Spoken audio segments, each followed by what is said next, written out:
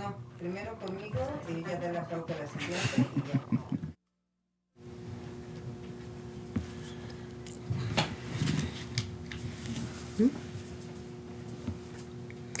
Buenas tardes, es un beneplácito presentar el taller Repensar la enseñanza de la filosofía. Mi nombre es Lucía Guadalupe García Rocha, docente del Centro de Estudios Científicos y Tecnológicos, número 11, colaboradora del equipo de trabajo que coordina este programa de formación. Como ya se ha mencionado en sesiones anteriores, el propósito del taller es promover el diálogo con expertos y pares afines, a fin de recrear las formas de enseñanza en esta área de conocimiento y disciplinas afines. Y para dar pauta a la última videoconferencia de este primer ciclo y cierre oficial, contamos con la presencia del ingeniero Arturo Cantú, jefe del Departamento de Apoyos Académicos del CECIT, en representación de la ingeniero María Antonieta Ríos Márquez, directora interina del CECIT número 11, quien dará su discurso de cierre al taller. Maestro, tiene usted la palabra. Gracias, muy buenas tardes. Es para mí un placer estar presente en la clausura de este ciclo del taller Repensar la filosofía. Si bien ha sido un programa breve, de la calidad de sus investigadores, de todos sus invitados, ha sido verdaderamente excepcional. Hemos logrado un intercambio de experiencias y esto fue solamente el inicio. Nosotros esperamos, de hecho ya tenemos un compromiso del CECIT número 11 en continuar estos repensares de la filosofía. Sin embargo, creemos que es muy importante para este momento agradecer a todas aquellas personas que colaboraron en este trabajo que verdaderamente ha rebasado el concepto que teníamos de él. Así, queremos agradecerle a la dirección de cómputo y comunicaciones, en particular al ingeniero Hugo Riveros y su equipo de trabajo por la realización de estas videoconferencias. De igual manera, a la Unidad Politécnica de la Educación Virtual y en particular a la profesora Elizabeth Carrillo Suárez, diseñadora de las semblanzas de nuestras conferencias. También al Centro de Investigaciones en Ciencias Económicas y Administrativas y Sociales, de quien es integrante el doctor Adalberto de Hoyos Bermea, quien hoy estará con nosotros en este repensar. Hemos tenido anteriormente otros expositores, así que también queremos agradecerles a ellos, así como sería el caso del doctor Xicoténcatl Martínez Ruiz, a la doctora Clara Inés Lozano Reyes, y por supuesto todo este trabajo ha sido coordinado de una manera extraordinaria con su experiencia por el ingeniero Víctor Hugo Luna Acevedo. Todo esto partiendo de la base que comentaba la profesora, que es el equipo de filosofía del CECIT número 11. Gracias, profesores, por este trabajo tan extraordinario. Felicitamos a todos los que han participado y ahora en particular a los que van a estar el día de hoy en esta nuestra última sesión, que realmente no va a ser porque va a dar inicio a las que continuarán en el siguiente ciclo. Muchas gracias a todos y aquí estaremos nuevamente en otro nivel de estas sesiones. Gracias. Gracias, ingeniero Arturo, por su apoyo.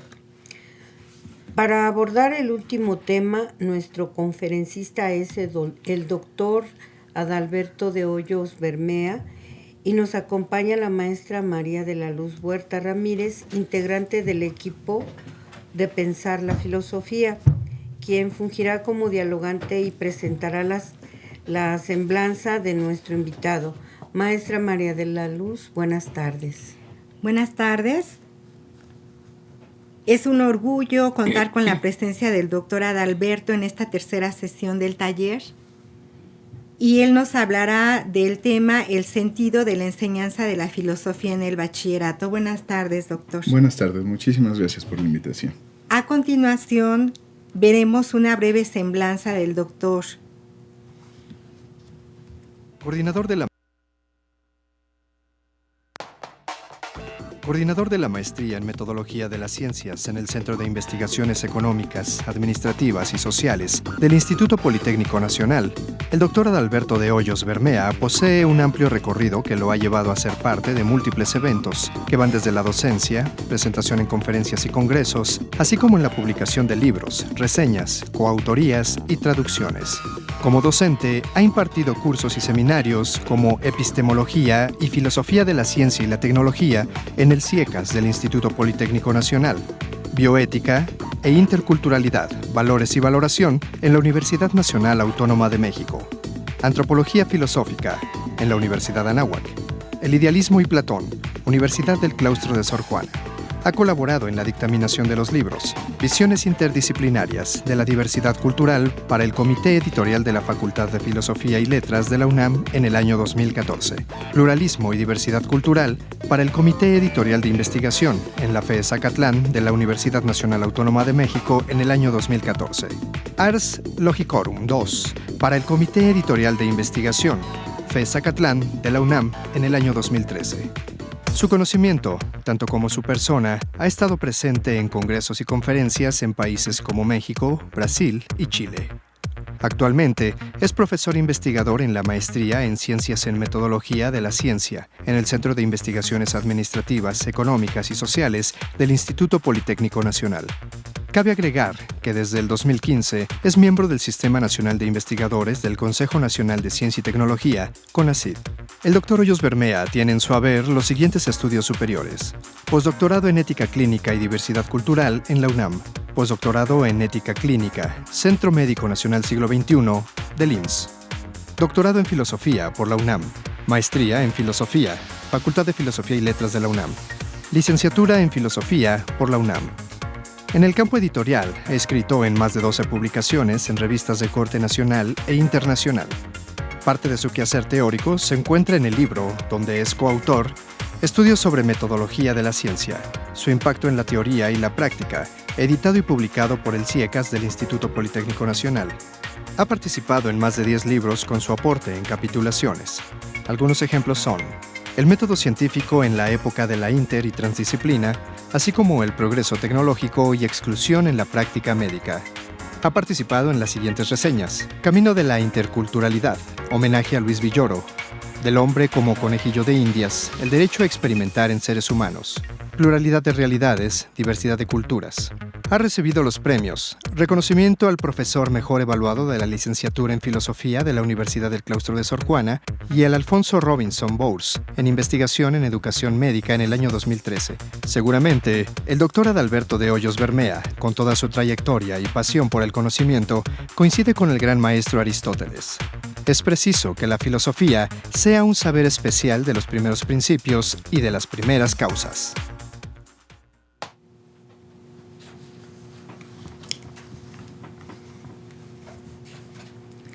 Recordamos a los participantes en el taller publicar su intervención en el espacio que se ha abierto en WordPress para tal fin. En este sitio hallarán en el foro respectivo y ahí mismo estará el video de la presentación de esta sesión. Damos la bienvenida a las sedes conectadas en videoconferencia, así como a las personas conectadas en forma personal. Pedimos al doctor Adalberto exponga su opinión respecto al tema que nos ocupa en esta sección. Doctor. Muy bien, muchísimas gracias. Bueno, el tema que nos ocupa hoy es muy importante y toma importancia especial en estos tiempos. Es decir, filosofía siempre se ha enseñado, es una disciplina antiquísima, pero ¿por qué seguirla enseñando hoy en día? ¿Y por qué? ¿Y cuál es el sentido de enseñarla en un bachillerato, y sobre todo en un bachillerato tecnológico, donde pudiera parecer que serían temas que no son centrales? La tesis de las lecturas que se han estado haciendo en este seminario es que, lejos de ser materias secundarias o temas secundarios en la formación de los estudiantes son centrales. Si pudiéramos ver la primera lámina, por favor. Entonces, el sentido y el significado de la enseñanza de la filosofía en el bachillerato, ¿sí? ¿Para qué estamos preparando a los estudiantes? Hoy en día, con la reforma educativa, hay un gran auge de las competencias.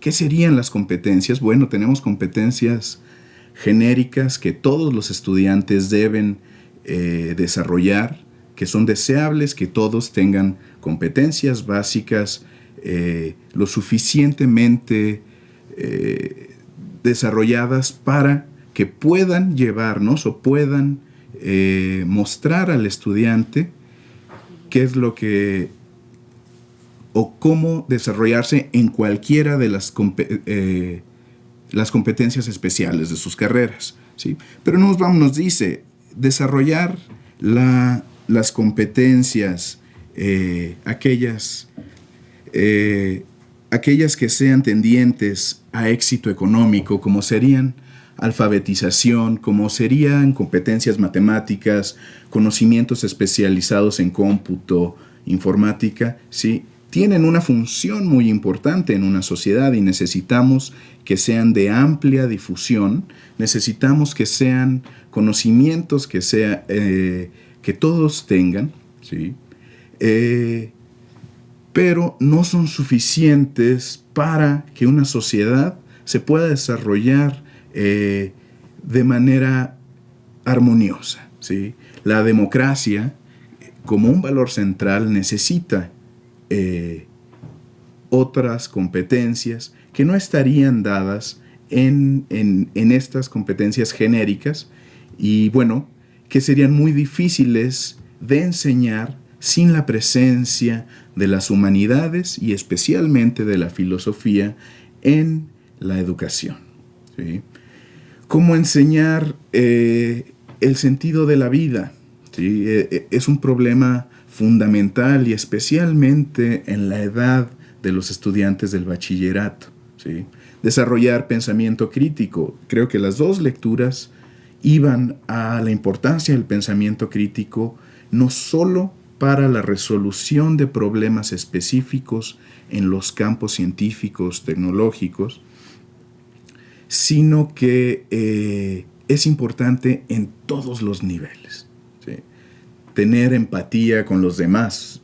Para funcionar como una sociedad necesitamos tener empatía con los demás, podernos poner en los zapatos del otro y saber que es importante lo que nos están diciendo.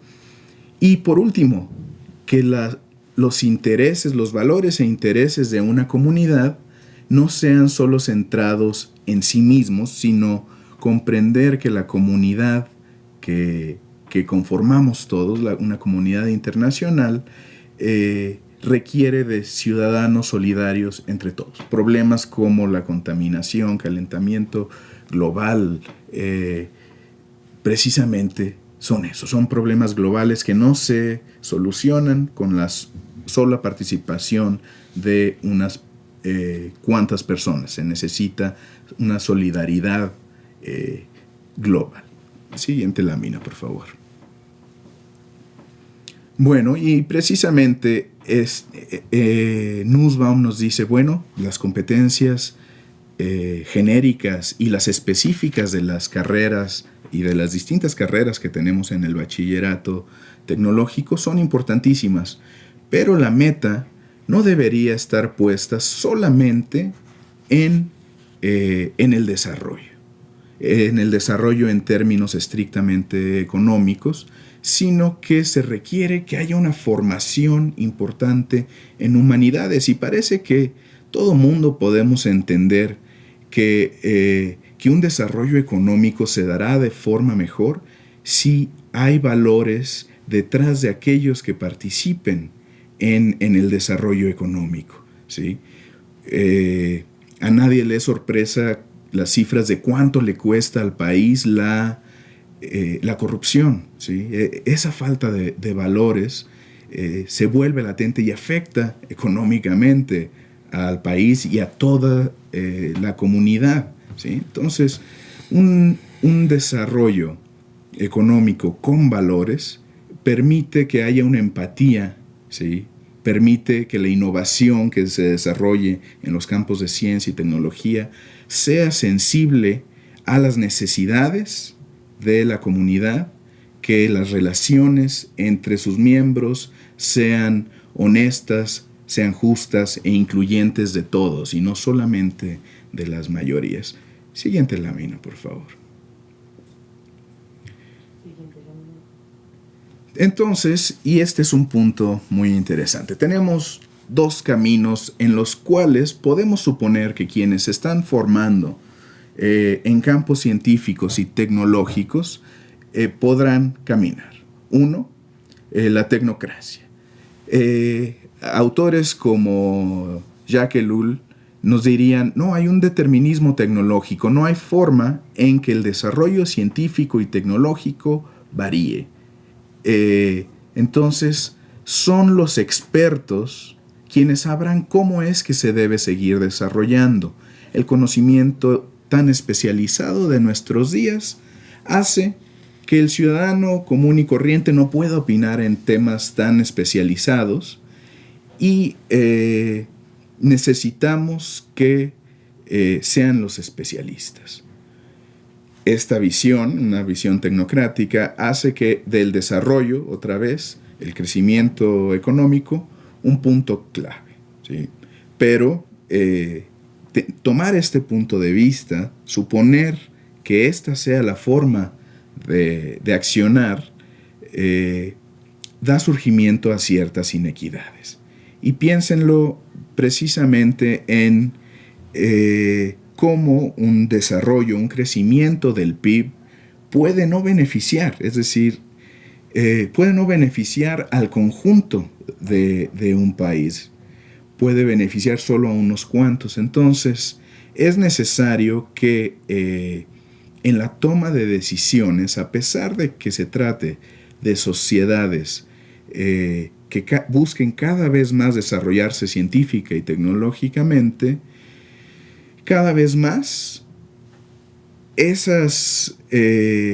los beneficios de esa ciencia, de esa tecnología, sean accesibles a todos. Y si no hay una participación de todos en ese desarrollo, es muy probable, y casos se pueden registrar muchos. Nussbaum nos da el ejemplo de la India, estados de la India que logran un gran desarrollo económico, crecen económicamente, pero sus niveles de pobreza no disminuyen. Entonces, siguiente lámina, por favor. El otro camino que tendríamos, que a partir de lo que consideraría Nussbaum y autores como Habermas, sería el correcto. Sí, nos debemos mover hacia sociedades del conocimiento, pero sociedades de conocimiento democráticas, ¿sí? Habermas dice que el papel del especialista es importantísimo en la democracia, pero no es el papel de el que va a decir qué es lo que se debe de hacer, sino es alguien que puede ayudar a informar a la toma de decisiones especializadas, ¿sí?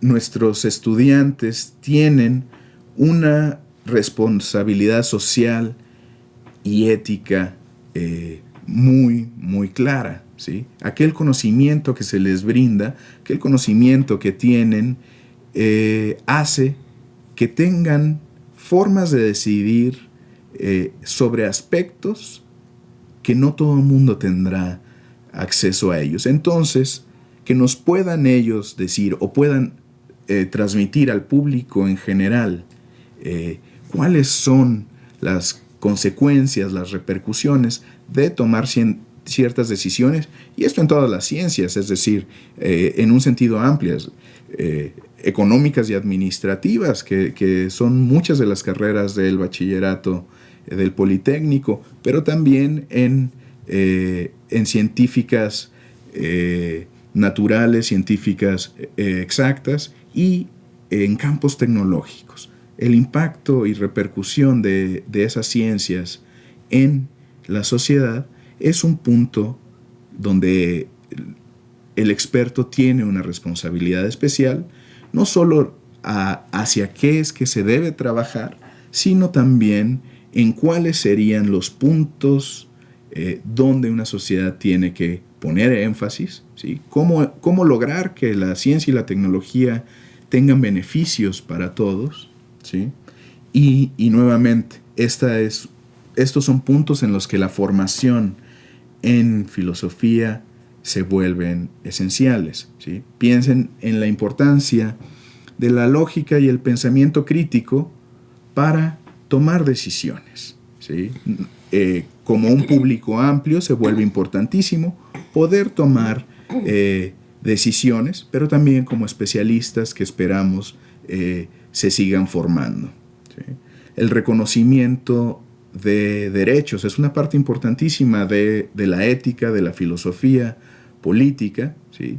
Entender cómo nuestro trabajo en ciencia, en tecnología, puede tener un impacto en la salud, en la educación, en los derechos políticos de los demás, es un tema importantísimo. Y bueno, y retomando el punto con el que empezábamos, lograr la comprensión de los problemas de escala mundial, pero lograr también la comprensión de la discusión internacional o la discusión global de un tema, ¿sí? El poder ir a la literatura especializada, recogerla y discutirla en mi ámbito local son puntos que se vuelven importantísimos y es esencial la formación en filosofía específicamente y en humanidades, aun sea en carreras tecnológicas. Muchísimas gracias. Gracias, doctor. Nos ha aportado elementos muy importantes respecto al tema. Y para promover el diálogo, iniciaremos con las preguntas. Desde la postura de Félix García Morillón, la enseñanza de la filosofía debe potenciar en los alumnos la capacidad crítica y el cuestionamiento de los saberes recibidos, así como la posibilidad de integración de estos en saberes parciales en un sistema global, en permanente proceso de construcción y reconstrucción. ¿Cómo lograr este aprendizaje en una sociedad como la nuestra, en que el conocimiento de las humanidades es catalogado como aburrido o inútil? En nuestros planes de estudio, las asignaturas se presentan con una tremenda fragmentación del conocimiento y aunado a esto, observamos en nuestros alumnos una falta de deseo por el saber, una falta de interés por el conocimiento, ya que, en palabras de ellos, no es necesario. ¿Para qué nos desgastamos en pensar si la tecnología nos provee de todos los satisfactores? Interesante pregunta. Dice Ortega y Gasset que la tecnología que nos va a que nos va resolviendo todos los problemas, la tecnología que nos va dejando con muy poco que hacer, pudiera llevarnos a perder el sentido de la vida, ¿sí? Se vuelve un punto en el que las humanidades son importantes en este aspecto, en retomar el sentido de la vida, en que se resuelvan cosas. Claro que es importante que se resuelvan cosas. Muchas de los satisfactores que tenemos hoy en día no serían posibles si no hubiera habido un proceso tecnológico anterior, ¿sí? Pero piensen en cuando están ahorrando para comprar algo. El proceso de irle echando un cochinito, lo emocionante que es irse aproximando a esa meta. Si nos resuelve todo la tecnología, puede ayudarnos, pero a la vez puede hacer que perdamos el sentido de la vida. Distinto es cuando la ciencia y la tecnología plantean preguntas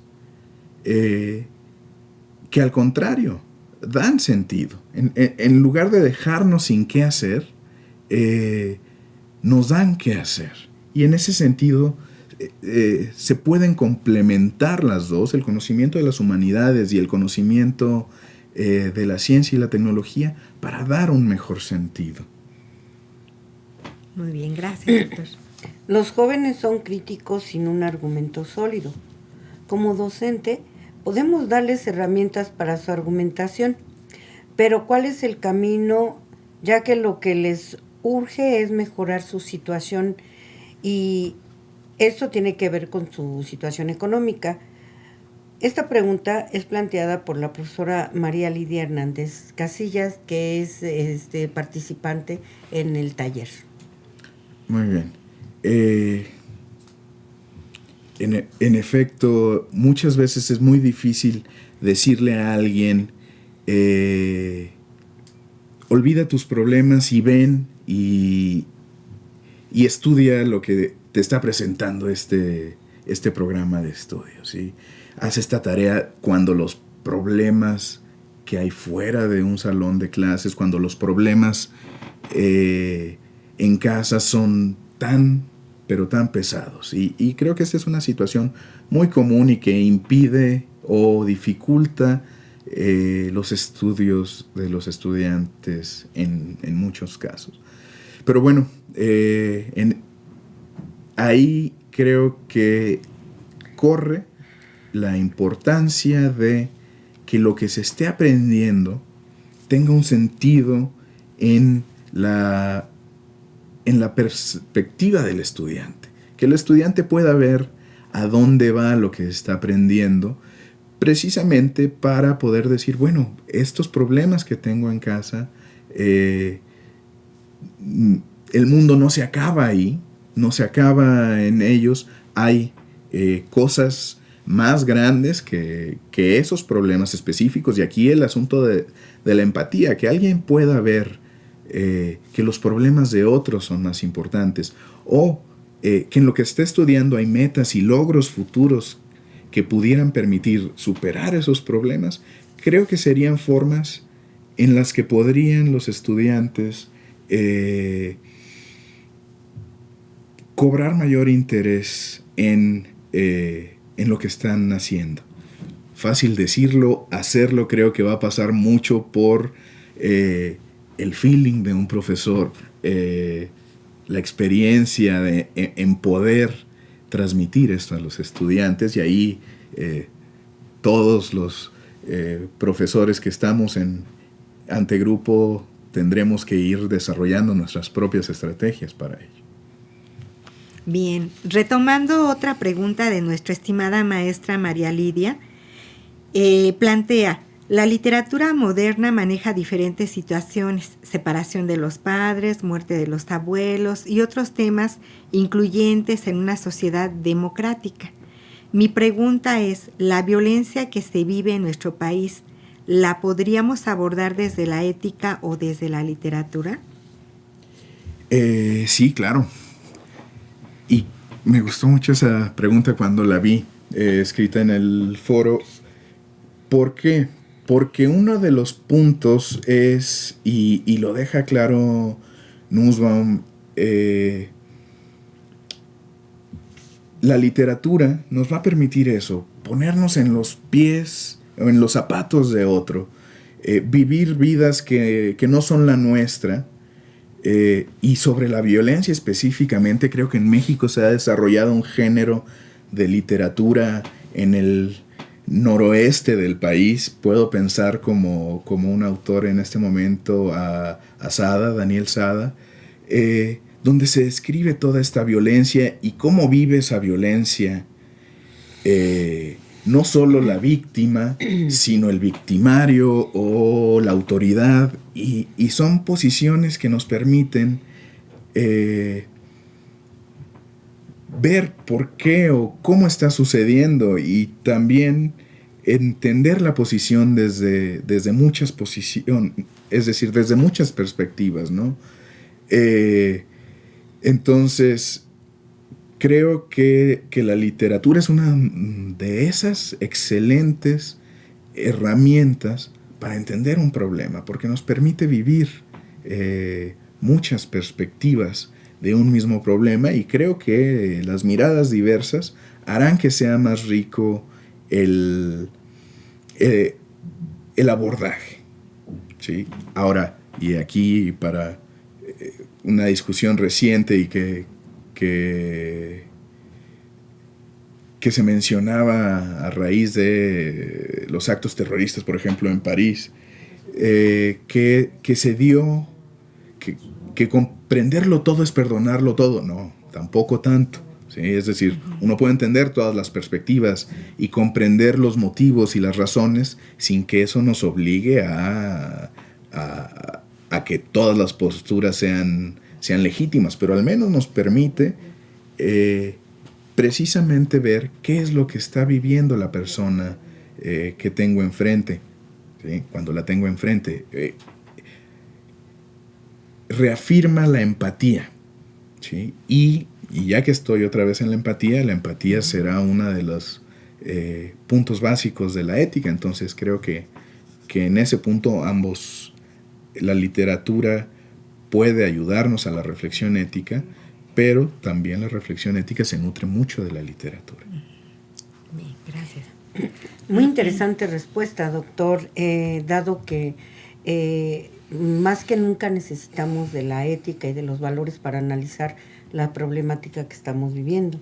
Continuamos con la siguiente pregunta, que dice: el doctor Félix García, en su escrito de ¿Para qué sirve enseñar filosofía?, plantea que la argumentación filosófica no es la más adecuada para la enseñanza hoy día.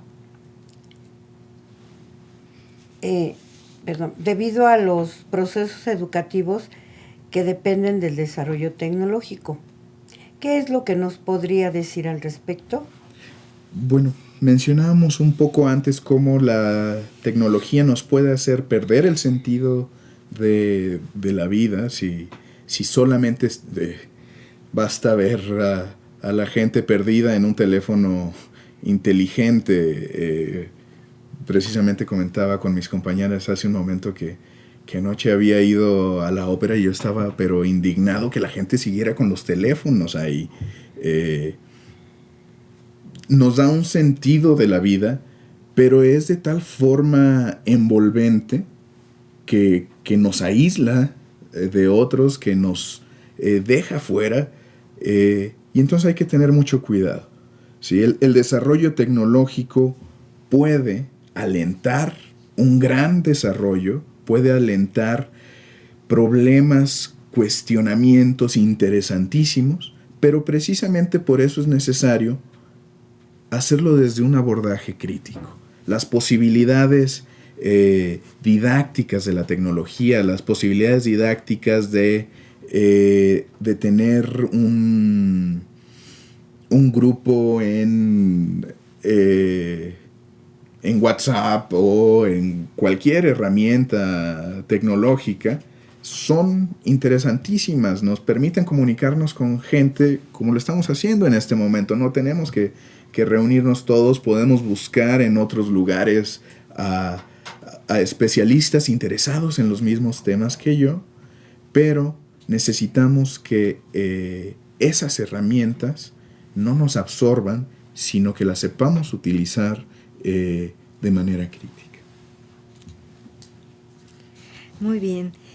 De acuerdo con Marta Nussbaum, que habla de una crisis silenciosa y cómo enfrentarla, coloquémonos en el lugar de nuestras trincheras y del aula. ¿Cómo podríamos resolver esa crisis silenciosa hacia la Constitución como ciudadanos? Muy bien. Creo que el caso de Nussbaum, llamándolo una crisis silenciosa, pudiera ser adecuado en el caso estadounidense, pero no siempre, o al menos no estoy seguro que en México se trate de una crisis silenciosa. Creo que aquí esa crisis grita. Tener una sociedad sin una formación en estos temas, tener una sociedad que no tiene interés por el otro, tener una sociedad que no es empática, que no es solidaria, no es una crisis silenciosa. En México toma tintes de una crisis muy estridente. Entonces, salta o parece que se vuelve evidente la necesidad de formación en estos temas, en que los ciudadanos en general y quizás el bachillerato no es el momento para empezar en estos temas. Estos temas tienen que ser constantes desde la educación básica, ¿sí? Pero precisamente en el bachillerato es un momento clave para que los estudiantes definan su propia vida, su propio rumbo de vida. Tendrán que tener ya formación suficiente, pero ¿y entonces qué podemos hacer desde nuestra trinchera? Es la pregunta. Uh-huh. Precisamente como profesores necesitamos ser conscientes, primero, de la importancia de los temas. Y creo que eso no es el problema principal, pero tenemos que saber transmitir y llegar al estudiante para que el estudiante también pueda comprender por qué es importante este tipo de temas, por qué esta formación es esencial a no solo pasar una materia, sino a su propia vida. Bien, doctor. La siguiente pregunta sería, ¿cómo incidir como sociedad en los preceptos de una educación para la democracia? Bueno, aquí regreso un poco al punto de la presentación y empata de manera muy adecuada con nuestro programa de estudios, ¿sí? La lógica, la argumentación se vuelven importantes para poder decidir como sociedad. En ese sentido, es una educación para la democracia.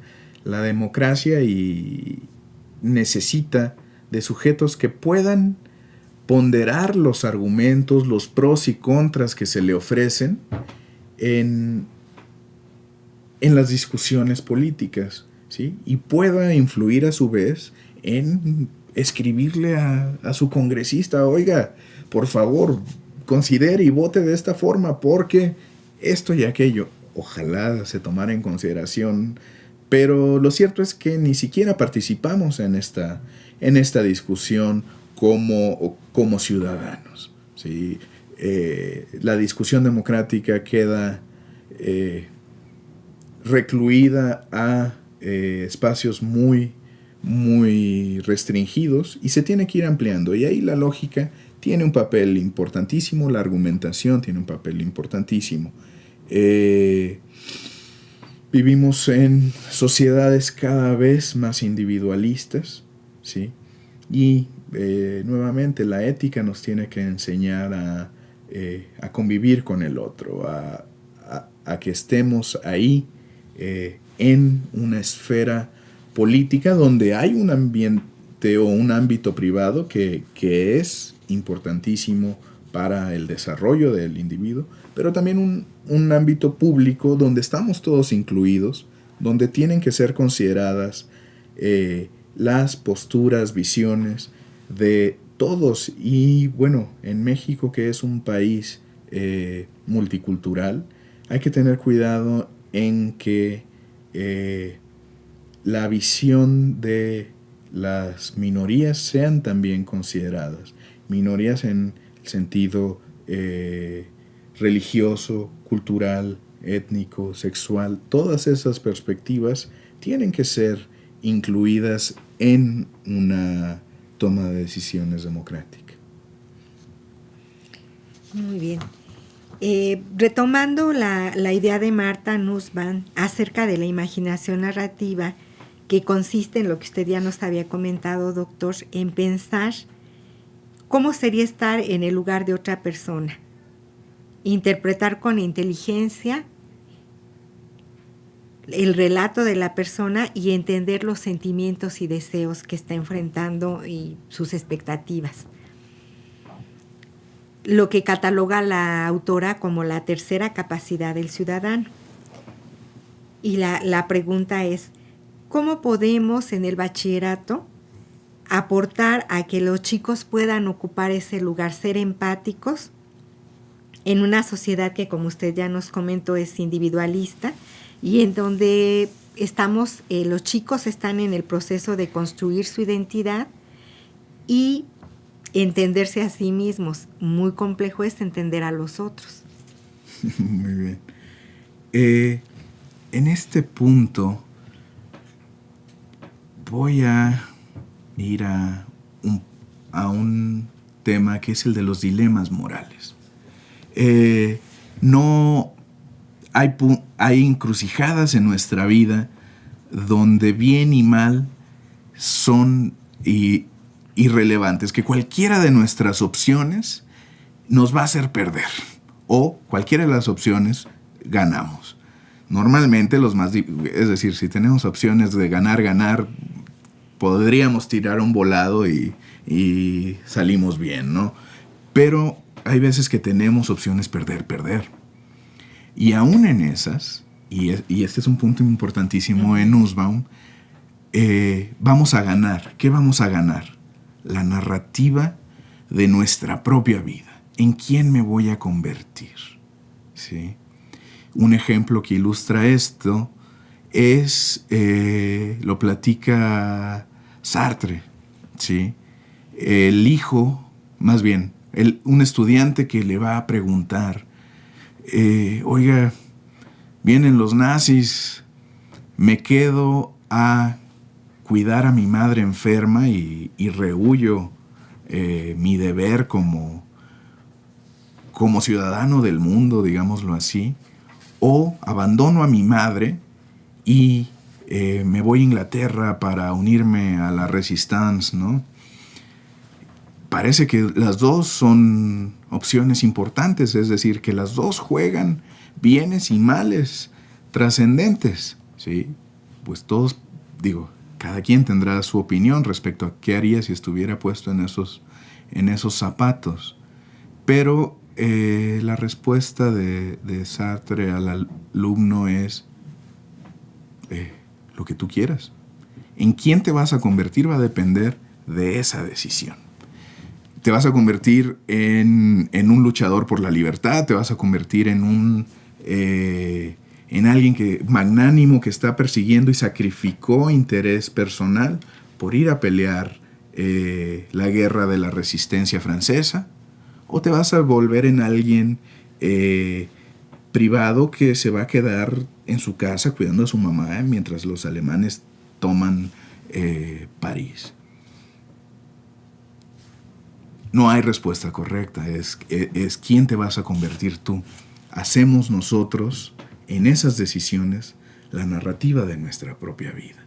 Esas decisiones nos permiten convertirnos en quienes somos y nos vamos a querer convertir. Y nuevamente, el poder ofrecer este tipo de relatos, la literatura como tal, es otra forma de llegar a estas tomas de decisiones, nos van preparando y eventualmente tendremos que llegar, y todos llegamos a esas encrucijadas, y simplemente hay que tomar las decisiones por los motivos correctos, asumiendo las consecuencias muchas veces negativas. Bien, doctor. Es importante mencionar los dilemas morales porque los muchachos se enfrentan ahora a muchos dilemas. Ya comentaba algunos que son principales, como es la violencia y también la situación económica. Pero bien, vamos a pasar a otra pregunta. ¿Cuáles son sus recomendaciones en cuanto a la enseñanza, a fin de que el saber filosófico cobre sentido y significado para los jóvenes del bachillerato? Híjoles, aquí tengo un punto donde tengo que confesar que es solo una opinión, pero es una opinión con la que yo mismo he estado en constante... lo digo y luego me desdigo, y lo digo y luego me desdigo. Pero hoy les toca que lo digo. ¿Sí? Hay que desaprender la propia filosofía que uno aprendió. ¿Sí? Precisamente tenemos un corte generacional importantísimo.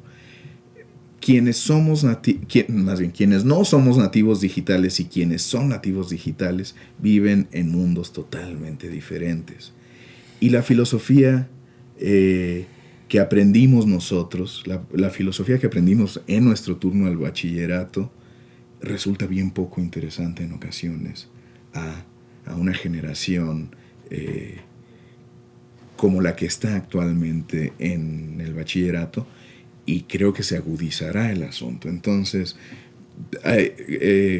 creo que hay que desaprender un poco para aprender hacia dónde va y que sea significativa a los estudiantes.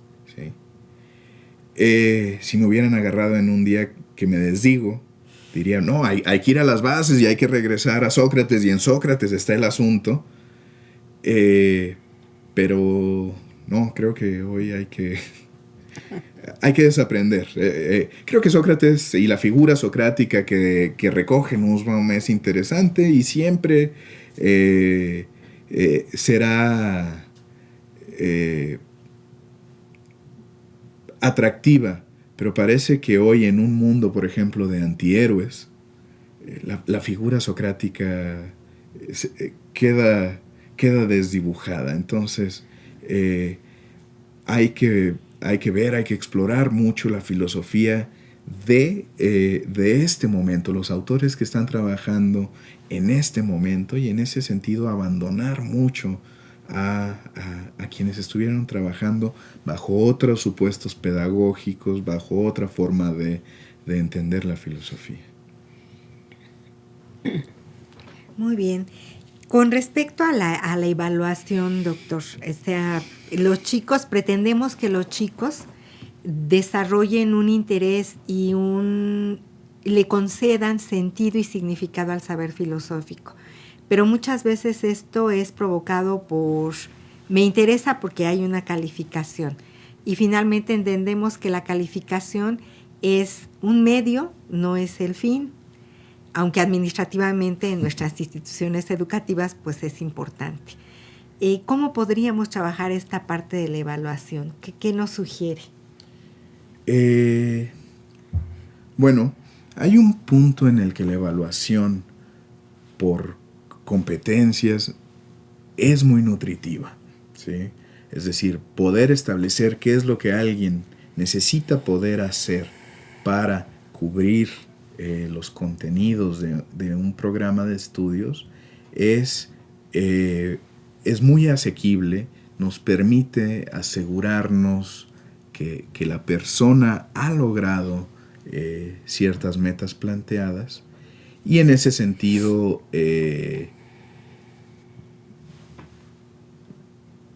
permite un acceso diferenciado al estudiante, ¿sí? No todos los estudiantes empezarán en el mismo punto y llegarán al mismo punto, sino que la persona y sus capacidades, y por eso la importancia de la evaluación diagnóstica está ahí,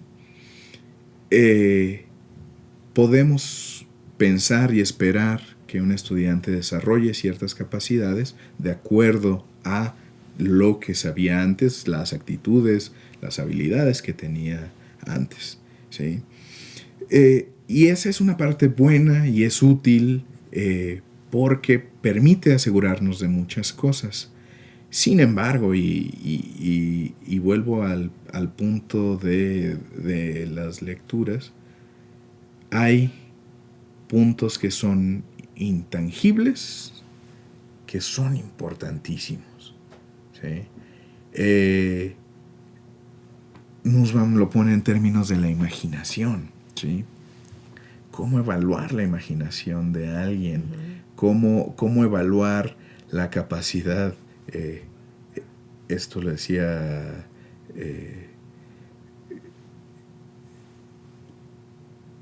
Ignacio Taibo III, cómo evaluar la capacidad de alguien para soñar, ¿no? No hay capacidad, no hay forma de establecer una evaluación para estas capacidades. Y bueno, aquí voy a retomar el ejercicio socrático, la autorreflexión y la autoevaluación, ¿sí? El autoexamen serán puntos importantísimos. Que el estudiante pueda reflexionar acerca de sí mismo, acerca de lo que ha logrado y no ha logrado, si quieren en términos de las competencias que se marcaron en un principio, pero si no, en los términos que él mismo considera importante respecto a su propia formación, son importantísimos. Muchas veces en esta evaluación la opinión del estudiante, la autoevaluación del estudiante se pierde un poco, y que él pueda hacerlo, que él pueda evaluarse, pensar acerca de sí mismo y lo que está logrando es muy importante. El problema es ¿dónde metemos esa calificación? La lista que yo tengo no tiene ese rubro, pero aún así, aunque no pueda explícitamente quedar registrada, creo que para el crecimiento y la formación de la persona es importantísimo darle al estudiante ese momento de autorreflexión, ¿sí? Y muchas veces se incluye en ámbitos no de la clase, es decir, en el ámbito de la evaluación docente, por ejemplo, es a veces cuando se le pide al estudiante reflexionar un poco acerca de sí mismo, y está bien, importantísimo, creo que de las cosas que la evaluación docente ha hecho bien es incluir esa parte. Bueno, ¿y tú qué tal te has desarrollado respecto a lo que me acabas de decir del desarrollo del docente? Pero creo que tendría que estar incluido también en el ámbito de los programas de estudio. Gracias. Bien, pasaríamos a nuestra última pregunta. ¿Qué nos sugiere para propiciar desde la enseñanza de la filosofía esa serie de aptitudes citadas en el documento de Nussbaum e incidir en la formación de un ciudadano que viva esa democracia humana? Bueno, voy a tomar aquí el caso de los estudiantes del bachillerato tecnológico, ¿sí? Y un punto importantísimo y se hace gran énfasis en él, es por ejemplo una experiencia como la del servicio social. Una experiencia como la del servicio social debería en principio recoger todas estas experiencias, todos estos conocimientos que ha adquirido. ¿Por qué? Porque buscamos que lo que aprendió lo aplique en beneficio de su comunidad, que los saberes tecnológicos, los saberes científicos que se han adquirido sean y se apliquen en beneficio de una comunidad, que los saberes que se han desarrollado vayan a aquellos que tiene cerca de sí, pero no solo eso, sino que también lo haga de una forma empática, que sepa el valor de su propio trabajo y cómo impacta en los demás. Me parece una experiencia importantísima en el bachillerato, ¿sí? Hay que evitar por todos los medios que la experiencia del servicio social se vuelva en un suplicio para el estudiante, en un cuentagotas de horas cumplidas, y al contrario, sea una experiencia muy enriquecedora, que es la idea bajo la cual se concibió el programa de servicio social. Haría ese un punto importantísimo y por otra parte, y está ligado con esta forma de tener la experiencia del servicio social, son los aprendizajes basados en problemas. Me parece que quienes son uno de los puntos en los que el CECIT o los CECIT han tenido gran éxito, es desarrollar aprendizajes basados en problemas, en proyectos específicos, donde el estudiante pueda de manera holística aplicar los conocimientos que ha ido adquiriendo. Y precisamente no queda fuera, aún sean los proyectos sumamente técnicos, aquellos en los que el CECIT tiene mucho éxito, los de robótica y demás. Bueno, ¿cómo aplicar esa innovación o cómo esa innovación tiene un impacto social importante?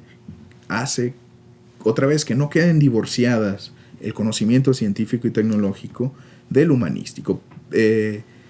Van tomados de la mano y en ese sentido hacen un profesional consciente de su responsabilidad social y consciente del entorno en el que está y todos los problemas que tiene.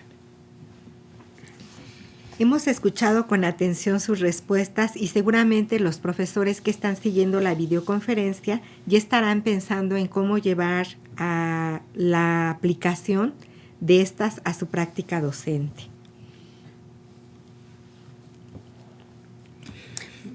Bien, le pedimos al doctor si puede colaborar con nosotros en los siguientes días dando respuesta a las preguntas que planteen los participantes el taller de foro. Bueno, pues se nos ha terminado el tiempo. Muchas gracias, doctora Adalberto. Gracias, maestra Lucía. Pero sobre todo, nuestro agradecimiento a los que nos han acompañado de manera permanente y agradecemos también a la Dirección de Cómputo por albergarnos para realizar esta videoconferencia. Hacemos una cordial invitación para que nuestros inscritos en el taller hagan entrega de sus estrategias, propuestas didácticas, máximo el 14 de diciembre, para que demos un cierre de conclusión ya al taller. Muchas gracias. Doctor, ¿podría darnos por último una pequeña conclusión de su exposición? Muy bien.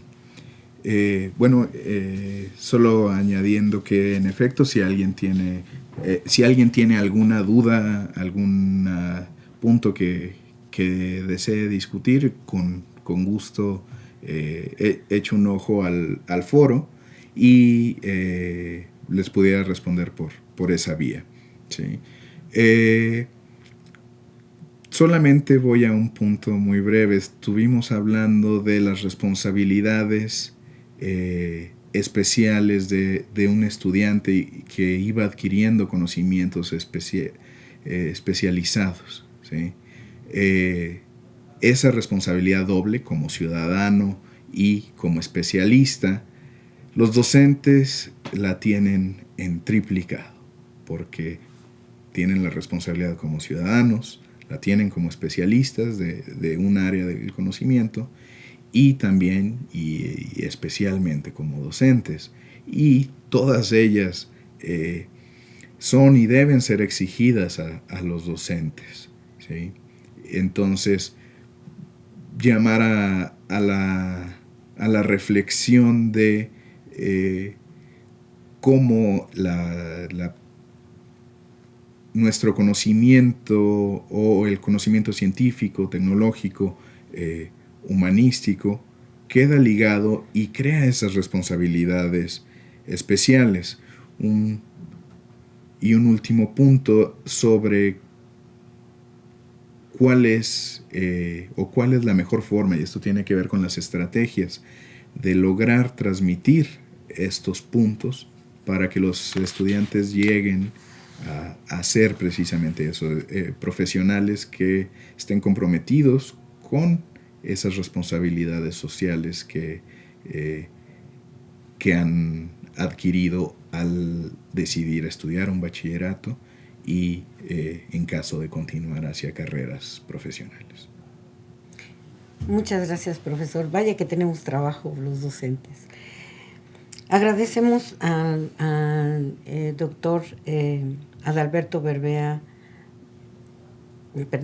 Hoyo Bermea su participación en este taller y también agradecemos a los compañeros y a todos los que han colaborado para que esto sea posible y esperamos contar con todos ustedes en el seminario de repensar la enseñanza de filosofía. Muchas gracias.